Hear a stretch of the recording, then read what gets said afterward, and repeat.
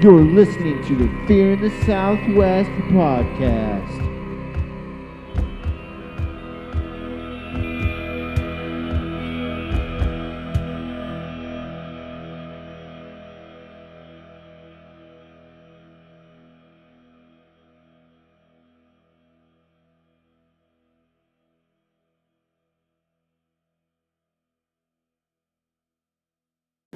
Hey, this is Drew from Fear in the Southwest podcast. Hi, and I'm Stephanie. Hi, it's Alan from Podcast. Is that your new nickname, Alan? Yep. Podcast? Yeah, that's Podcast my Alan. That's my legal name now. That's why Damn I it! was Took late. my idea.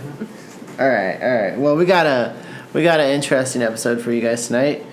Part of it's fan request for once. We got an actual fan request. Can you believe it, guys? Yeah, fan I hope we get many more. Yeah. Keep them coming. A lot less work for us to try and figure out. Not that we're lazy or anything. All right. So, shadow figures and apparitions. Shall we just start there?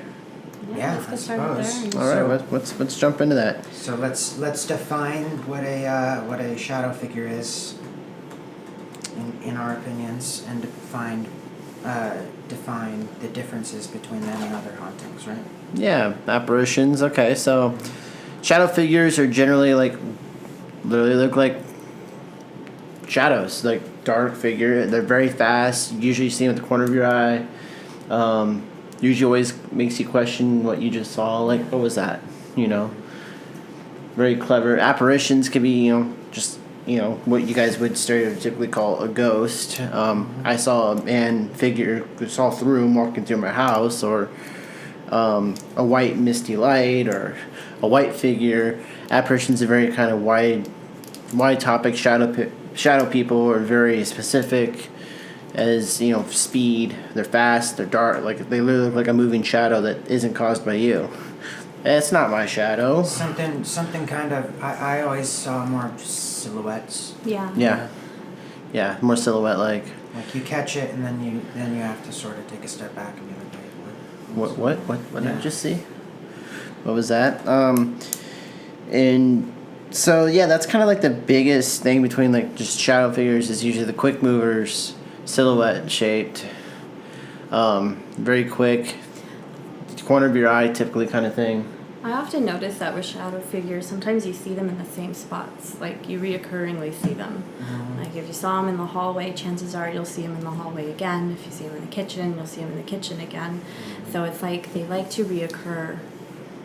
Yeah, and that's interesting because I mean, I've sort of I know of shadow figures being in both intelligent and non-intelligent hauntings, and What's that? That's a good topic. We can kind of branch off there for a second. The difference from an intelligent haunting versus a residual haunting. Let's give the audience a little perspective on that. Residual haunting is kind of like I like to compare residual hauntings like if walls could talk. It's like a reoccurring, event that you could see. You could walk, old house, and like every morning at like 4 a.m. it's the same noises in the attic every morning, or on a certain date or a certain time, or at some moment dramatic event happens, like the anniversary of stuff like that. Now as an intelligent haunting would be like your active ghost, where you could be like like the stuff you see on TV where they try to talk to these spirits, hey, knock 3 times if you can hear me, and they want an intelligent response. Intelligent question, intelligent response. That's like question and answer, not like rather than just a memory or an echo. Yeah, an echo of an event or a time. Yeah, it's intelligent would be like you can like communicate with it. Whether you're using spirit boxes or all those other devices that they use to communicate. EMF detectors, the flashing lights. Like there's a good handful of tools that paranormal investigators use to communicate with intelligent spirits, intelligent hauntings, and the reason they do that is to kind of validate the haunting. Now, don't mistake paranormal investigations isn't necessarily we're hunting ghosts per se. It's more of the process of elimination of it could be in anything else. You know, the debunking. It could have been a car light. Could have been this. Could have been this. You know, possibly before you assume it's a ghost. It's the process of floorboards and a draft and everything else. It's the process of elimination. Like, you know, not saying that it's not possible. You know, there's been some pretty cool evidence out there, but it's a matter of, you know, paranormal investigating is, especially if they're looking for an intelligent, you know, haunting, is also validating, you know, history claims, people's stories. That, hey, you know, this person named Joe died in this house, and he's said to haunt it. And if you can talk to Joe the ghost, and have like credible, like, hey, like we had this conversation basically with a ghost, you know, that's kind of also what could have been something else. Could someone fake it? You know, there's going to be critics, and there's going to be, you know, a proper investigation is properly eliminating any other factors. And diagnosing which of these paranormal types you're dealing with. And I think there's one more that we haven't gotten into. And that's what has been historically called a poltergeist. Oh, yeah. Poltergeist is some of that. very... what people talk about is an intelligent haunting. Something that moves other things. But then there's also poltergeist was initially a term used to describe bursts of psychic energy with or without a actual mind behind it. So a lot of people thought you would get these kinds of cases around you know, girls, mostly around puberty. That's what they thought the Enfield case was in the UK. So they thought that it was this psychic energy, kind of like a volcano, rather than, say, you know, an actual ghost. And not to say, like, obviously that was kind of like the original grounding of poltergeist, but not saying that hasn't stretched as far as, you know, a malevolent spirit that's like just pissed off and wants to throw your dishes around the floor, you know, because, you know, who wants to come home and like, well, I had these dishes in the cabinet and I got shattered plates on the floor and the chairs and the other side. Yeah, that could still be technically poltergeist activity, quote unquote. Even though it's not the original, you know, noisy ghost. You know, it's a really just very active, mean, dangerous spirit. So some aspects fall in the poltergeist activity, but I think that kind of activity needs to have like another term, you know. You know. Yeah, it's. I think it's kind of strange psychic energy more than anything else, and I think that kind of activity tends to happen in areas that you tend to see haunted a lot. You know, places that just have that vibe. You know? Has that energy. Yeah. Yeah. And probably a lot of residual in that place too. Yeah. Maybe that's just something. Maybe certain spirits end up just stuck to those places, like can never leave. Flies. Yeah. So no, poltergeist. You know, it's kind of its own little realm versus, you know, a residual and intelligent, but it also ties in. Yeah, it's a lot of like just psychic energy. You know. Now whether that what's here's another theory. What if spirit has psychic energy and that's what's causing it? What if that residual hauntings what's feeling it? Like that area is still really.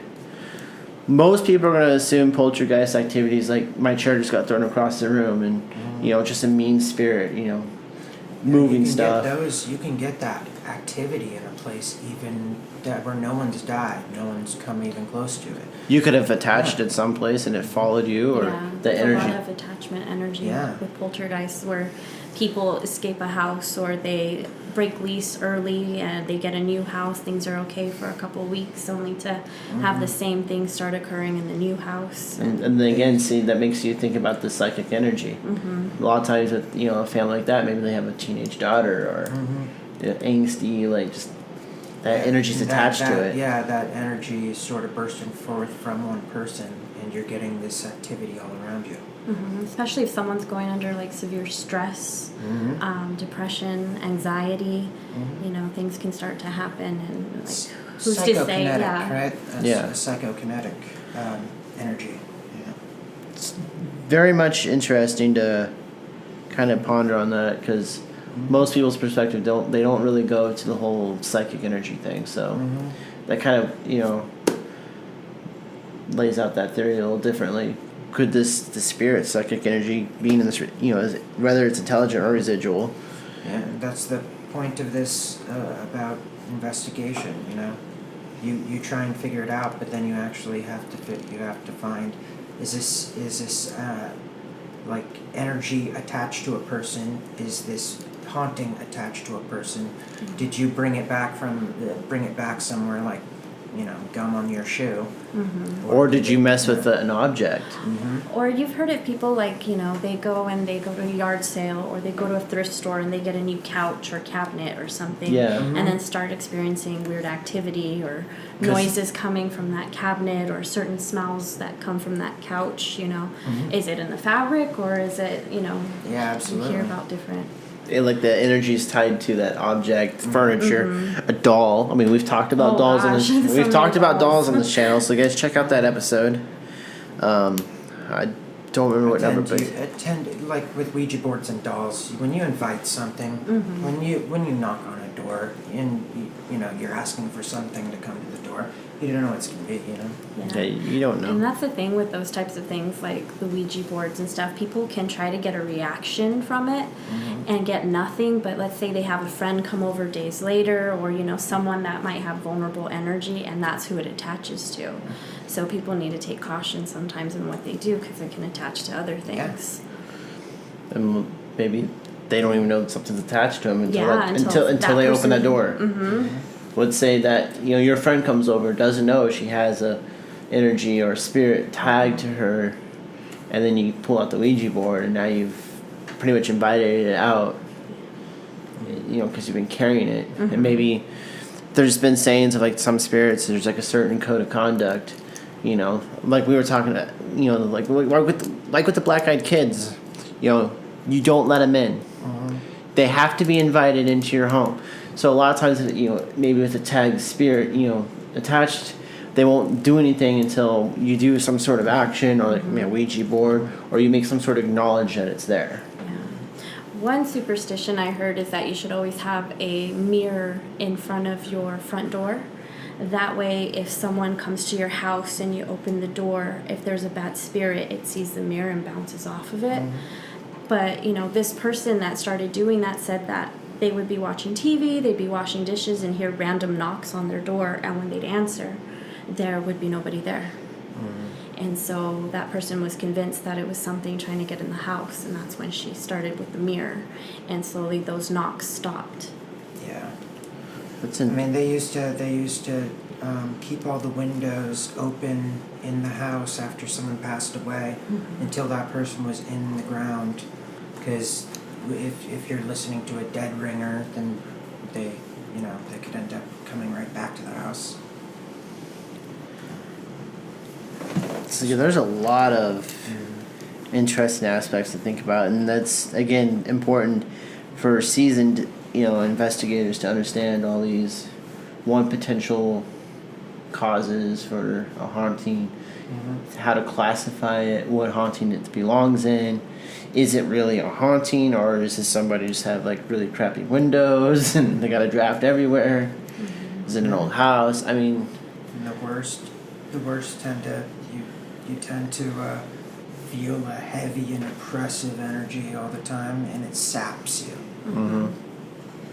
Yeah, especially if like you go somewhere else, you go to work, you go to a friend's house, and you feel better, you feel light, you feel different, but then when you return home and you start to feel that heaviness again, those reoccurring thoughts and stuff, Yeah, and I think walls can turn. Is this something that was always in the house, or am I just listening to it for the first time? Sometimes it takes people a while to realize like what they're what they're feeling or acknowledging it, and that sometimes that's what it takes for stuff to get more active. You know, once the spirit knows that you're aware of it, yeah, it starts to target you. It starts to wait. It has demands, yeah. It's like a spirit searching for attention. Now it knows that it's got your attention. It's when you Knows how to get acknowledge it it. out. When you acknowledge it, and but a lot of times you hear of families having a spirit in the house, and you know it's kind of taboo to talk about. No one wants to scare the kids or scare somebody, so a lot of times they keep it hush hush. But everyone is seeing and experiencing the same thing at We don't different talk times. about it, yeah. Different rooms. But it's not until like a strange event happens, like maybe two people are finally in the same room, and this something happens, and they're like, hey, I've been Well, seeing this is this for going a to be a while. lot harder for me to deny. Right? Well, I We're guess it drunk. is. We're drunk. I guess it isn't just me. Thought it was just me. You're right, man. We're drunk. But yeah, so that's definitely an interesting topic. You know, maybe we'll dive into more specific stories, and you know, Hollywood's covered, you know, poltergeist activity Everything, and stuff. yeah. I think each one of us has been in a place that's been smudged before. Yeah, Sage. yeah, been to a few. And speaking of Hollywood, you always hear about like these movies, these films that people like covered a possession or poltergeist, and then like the cast became haunted, or weird stuff started to happen on set, because absolutely. even the props were like bringing in things, or you know. Yeah, the energy like tagged into it. In Poltergeist, they used actual dead bodies rather than fake Oh, my ones because goodness. they were cheaper. But that had no shortage of crazy activity drawn to that set. In both the Amityville series, the actors, first one Josh Brolin, second one with Ryan Reynolds, all the cast members started waking up at 3 a.m. Started getting that. Yeah. I forgot. There was one about the Dybbuk box. I forgot the name of that movie. And even the fake Dybbuk boxes they made ended up the rooms that they were in ended up lit on fire somehow. And it's something that happened 3 times. Once with the actual box, two times with the stunt Dybbuk boxes. It's amazing how energy goes, spirits attach Mine themselves goes to there, yeah. attaches themselves to objects, a story, a happening, a filming. Even pieces of clothing, you know, you hear about old wedding dresses, or you know, things like that. Yeah. It's crazy. Yeah. Let's go back. We've talked about some apparitions, intelligent hauntings, poltergeists, residuals. Let's jump back into shadow figures. Just silhouettes. Some silhouettes. Yeah. Have you had any experiences with the shadow figure? So growing up, you know, we lived on the street. We lived on, what are they called, cul-de-sacs, where, you know, it's that circular part of the street. Our front door and window, you know, it was pretty far away from the road. You know, if someone came, they literally had to walk into our yard, you know, to see us and stuff. And you know, every couple times, you know, this was at my dad's house. And so I would go over there once a week, sometimes stay a weekend, a month or something like that. And I remember like just being in the living room, and every once in a while see a shadow go by, like right by the window. And I'd look and I'd be waiting for someone to knock on the door or something like that, and nothing. And what's weird is that this shadow figure was like the exact same height, same silhouette as one of our neighbors, you know. My stepbrothers had a friend who would come over, and sometimes he'd come over when I was there and hang out and play video games or something. And I remember one time seeing this silhouette going by, and I thought, oh, you know, he's coming over to hang out, and I wanted to scare him. So I decided to wait by the door so I can just like rip it open before he could knock. And I'm just waiting, and finally I open it, and there was no one there. And you know, I remember, I think it was my stepmom, she asked what I was doing, and I told her I thought he was coming over, and that's when she told me she's seen it too, especially washing dishes because the sink was right there, and there's times where she'd see it go by and she'd look up and there's no one there. That's super creepy, for sure. And it was, you know, That is because we'd creepy. be thinking, oh, someone's going to ring the door. And after a couple years, we found out everyone had saw it. Everyone had experienced it at one time or another, but no one really talked about it. Because they're probably all like, I'm the only one that How sees many it. times do you think you could see these things all around you in your life without ever knowing? Because you didn't you didn't do the double take when you saw something out of the corner of your eye. You pass someone on the street or something. Yeah. I don't know. But once you start paying attention, you start hearing and seeing things everywhere, I think. Yeah. Shadow figure is definitely an interesting one. Yeah. I've seen a few like quick shadows in the corner of my eye, but nothing really definitive for me. Because the one figure I used to see, I wouldn't really classify it as a shadow figure, even though it was, I guess, technically a dark silhouetted figure. But I would more classify it as more of an apparition just based on its behavior. And that was at my old bus stop, this old little farmhouse, shack house. It's like boarded up now, but it used to be like every morning this dark figure would come out and. That one? Yeah, the one right there down the road, yeah. Right there, where was it, Sunset? Right next to the house, yeah. Art, yeah. It would just, there used to be, remember that big tree used to be there before they cut it Yeah. down? He would come out and like stand at the tree and like just stare at me. And then, but that behavior is more apparition, like haunting, like more than shadow figure, like, cause like it would sit there and like watch me for like a long period of time. Yeah, and like the energy in that old house seems more like that. Rather than hearing a bunch of words or something banging around, you would just get that. You get the terrible sense, really heavy sense, and you couldn't ignore it. I mean, you'd start walking out. You'd find yourself just running out because it's that kind of place. Yeah, we I remember going into that house because you know we were kids and like we were curious, and at that time it wasn't necessarily boarded up, and I think I've talked about it before, but like when there was like old bumper stickers in the high school, all over the cabinets and weird stuff on the floor, the weird looking bags in the backyard, and you walk in that house and it was just like weird feeling, and like you would just I'm just gonna leave, the faster I got out of the house the better kind of feeling. Yeah, like I said, oppressive, heavy, thick, dank with it. And a lot of times with spirits is it's almost like they study you. They'll get to know your habits. They'll know your sleep habits, when you come home, what you do, and sometimes they'll mess with you. They know when you're going to get up, and your alarm doesn't go off. And what category would we put that in? Intelligent. Intelligent. It's observing. It's reacting to your behaviors. It's reacting to your life. It's acknowledged. I think a lot of times an intelligent haunting has to also deal with like it knows like it's a ghost or it's a spirit, and like but it wants to communicate or it wants to interact. Really, I mean, you break it down almost any other haunting. Like a residual is just like a repetitive like event over and over and over. It's just based on event. Like if the saying, if your walls could talk, well, they do in residual haunting, basically. Yeah, I thought that a lot of people have had a theory is like, what does it take for a spirit to intelligently manifest? And a lot of times, what you find is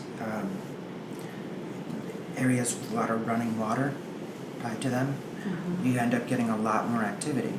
And if you think of us kind of as batteries that carry water, and you think about all the stories, someone wakes up and there's something hovering, they feel sapped every day a little more, Waking up, feel like you're being watched. Oh yeah, that's always. I think, yeah. Well, that kind of brings us into our next topic. Or sometimes you wake up because you can feel you just feel the energy. You feel like you're being watched. You feel like that energy, a heavy energy, and you wake up and. Now, what kind of stuff there's another one, like you wake up. What about when you're sleeping? Yeah, I was talk about that. I deal with sleep paralysis sometimes, and I tend to hallucinate when I do that, when I have one. it seems like I can always tell when I'm going to be having one too, because I feel static on me all day. But that's a terrifying thing. What is sleep paralysis? Supposedly it's when your mind is still in REM and you're basically, your eyes are open, you can respond to some stimuli, but you usually can't really will yourself to move very much. And people tend to find themselves panicking in these situations, and if that's causing you to hallucinate what you see, I can't tell you. But what I can say is I see some scary crap, and then I find myself at 6 a.m. waiting for the sun to come up and bargaining as soon as I can to be like, okay, this was just a paralysis episode. But yeah, it's supernatural until, the sun's been up for 20 minutes. And then I'll do anything to explain it. Yeah, that's gotta be a crazy feeling to like wake up, or hey, I can see, my brain's asleep but my body's awake. Mm-hmm. But people tend to see shadow figures, like more than anything else. They tend to see one of three things: that what they call the hag, getting hagged. A haggard old woman or crone kinda, who's sitting on top of you, and they feel held down. They feel like their larynx is getting crushed. Yeah, I had an experience like maybe 2 years ago where I woke up and I saw this light, and I looked at the light and I was like, what was that? And it went away, and as soon as I laid down and turned over, there was someone staring at me, and then I felt them touch my chest so hard. Like, it felt like my heart was going to jump out. It felt like someone was, like you said, crushing it. And to this day, I don't know if I was dreaming or if there was something really there. It was just like a full-blown anxiety attack feeling. Yeah, and it feels like it's going to be fatal. Yeah. Yeah. But, I mean, that's where the term nightmare comes from. From a spirit called Mara that they used to believe would come, an old woman who would come and, attack the sleeping men. That's where nightmare comes from. Yeah, it's pretty fascinating, but not to learn about right before you go to bed. So if you're listening to this before bedtime, we're sorry. Yeah. But people see either the hag, which was also in like medieval times called incubi and succubi. Oppressive spirits that hold you down while you're sleeping, attack you while you're sleeping. But then there's people also see shadow figures, and they tend to generally see several, and they most people end up recognizing them sort of as minions. I've heard the term like you'd wake up and like your bed would be like surrounded with shadow figures. Like they're like all like I've heard that too. where they're like watching you, like you're being observed. You can see them in the corner of your eye, but you can't turn over. You can't move. You can acknowledge, hey, I can see it. You feel that weight on you. You feel like you're being watched by all directions. I didn't see. I never got the hag. What I got was Hat Man. Hat Man. Hat Man. Yeah, it's a huge, like 8 foot tall, maybe bigger. And the first time I ever started dealing with that, it was when I was actually in the hospital on my extended stays. But yeah, that was terrifying because it was something that sort of just like crawled out of the floor, and I couldn't really move. And what I deal with now is every time it'll come in and I see the things beside me, and things large enough that it could be at the foot of my bed, and it runs its fingers like this on my feet, playing piano on my feet, and it could lean over, and from the end of the bed it could lean over and stare at me eye to eye. That's how large. That's gotta be scary. It's terrible. And it's how many times have you had that? something How many times have you had that experience? Dozens. like Does it get any easier? No, not at the time. It gets easier to explain it away when you wake up, though. You know? Compared to the first time? There's a really cool documentary that talks about all three, called The Nightmare. And The Nightmare. I'll have to check that one out. Definitely. yeah, it's creepy though. Not before bed, though. Not before bed. No, I'm sending that to all my friends' kids and everything. No. just like the fake haunted dolls from Etsy. Oh man, that makes a great gift. So, do you guys think? Do you guys have locations in mind where you tend to hear a lot about the shadow figures? I mean, near us, there's of course the Tombstone. You hear about those running in the place at night, but I think they're all around. I know, like downtown Tucson has a lot of things. You know, a lot of things have happened with the history here, but especially, you know, the Hotel Congress. Hotel Congress, You know, a lot Pioneer of stuff Building. seen in the bar. There's Yeah. a certain room that people can rent and have seen things. So, Let's see, the Pioneer Building, which is the Pioneer Hotel. yeah. That's said to be like one of the most haunted buildings in downtown. yeah. It's a business now, so I wonder how that goes. Yeah, so if you guys have any good locations or you have a story to tell about shadow figures, go to our Anchor page and leave a voicemail. There's an option on our page. If you're in the Southwest Podcast, you can leave us a message and we can actually take that clip and include it in our next episode and respond. Check us out on our Facebook if you're in the Southwest Podcast. You can comment there. We'll obviously share stories. We want to hear from our audience and what you guys want to hear about. So check us out on the social and hit us up if you guys want us to talk about a subject or want to what you guys think of this episode, and if you've had any experiences with shadow people, poltergeist, Sleep paralysis, anything. we want And to tell us some locations. You hear that where you deal with that a lot. We could do a second part. Talking about places and situations where you see them often. Yeah, you can go, maybe define it, by location. Yeah, that'd be nice. Very cool. Alrighty, guys. Well, season 3, episode 3. What a journey we're on so far, right? Right. We've gone to ghost towns, urban legends, and now shadow people. Yeah. What's gonna be next? Alright, guys. We'll catch you all on the next episode. Stay creepy. Good night.